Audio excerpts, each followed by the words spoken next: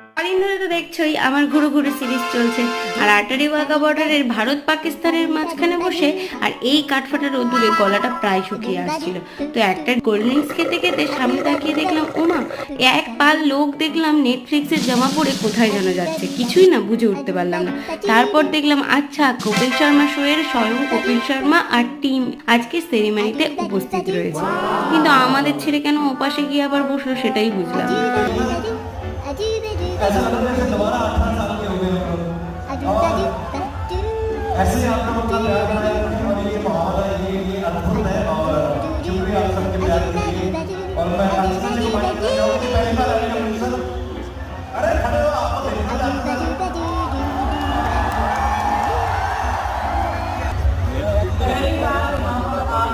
এমন unexpected surprise পেয়ে আমি তো ভীষণ খুশি। আর আমার ব্লগ দেখে কারা কারা খুশি হও সেটা আমাকে কমেন্টে জানিও।